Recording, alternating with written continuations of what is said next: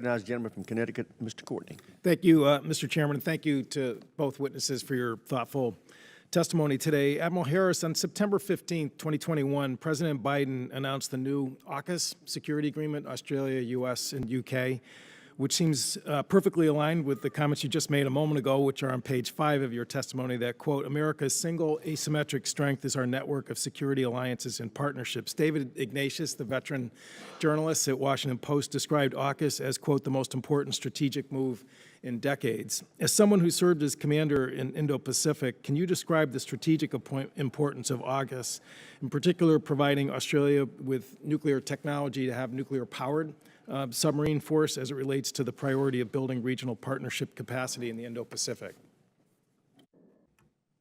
Thanks, Congressman.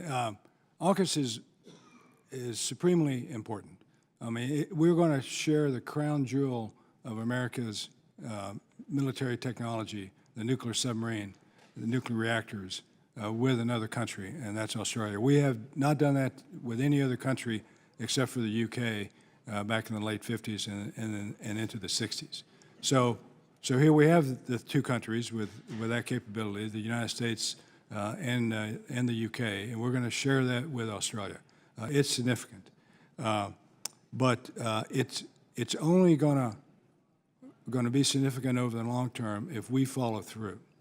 So it's a decade-long process. You know, some people, the CNO, Chief of Naval Operations, has said it could be 30 years before we see an Australian nuclear submarine underway in the Indian Ocean. I've said that if we put our hearts and minds to it and our resources to it, and by ours, I mean ours, the United States, the UK's, and Australia's, we can do this faster than that. I mean, we put a man on the moon in 8 years, and we developed a COVID vaccine in 1 year. We can do this, but we're going to have to put our shoulders to the task. For Australia, which has a tremendous military, for them to have the long reach of a nuclear submarine force would be dramatic. It would help us dramatically. It would change the balance of power in the Indian Ocean, and it would make Australia a blue water navy. They are our key ally in that part of the world, and I'm all for it. I can't wait. Thank you, Admiral. And your comments about execution are very timely, because in about a month's time, the process that's been underway since the President's announcement is going to be going public and live.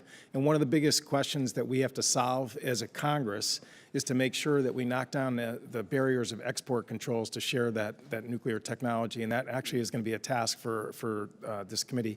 Doctor, I don't know whether you had any comments you want to add to that. Thank you. Yeah, just briefly, I think it's important to note that anything that improves our situational awareness in the Western Pacific and ability to operate there broadly is very good for our policy overall in the region and our interests in the region. And part of the reason for that is it's a visible demonstration to the CCP of how widespread the commitment is of its regional neighbors and beyond to certain standards and expectations of behavior. And that will limit and constrain the environment in which they're able to pursue their interests in ways that are at a minimum problematic and at most illegal and dangerous. Great, thank you. And regarding the asymmetrical advantage of regional networks, again, just in the last month, we've had 2 announcements about the U.S. being able to have 4 new bases in the Philippines, as well as now some new rotational agreements with Japan. Again, Admiral, maybe you could just describe how that sort of fits into, what the discussion this morning. Sure. So the Philippines is the key. I mean, they're at the point of the spear in the South China Sea. It's hard to imagine a fight with the PRC without being able to use bases on the Philippines. Separately, we have a long-standing relationship with the Philippines, some of it troubled, and this, I believe, will go a long way toward making us a better ally of them. They are an ally of the United States, but we need to be an ally for them, and I think this will help in that regard also. Sir, just back to your previous question, I can't emphasize enough how important it is to get through this export control issue with Australia. I mean, we could have every good intention in the world, but we could be bound up by our own regulation and our own regulatory policy. So whatever can be done to relax that would be. Gentleman's time's expired. Chair now recognizes the gentleman from Colorado, Mr.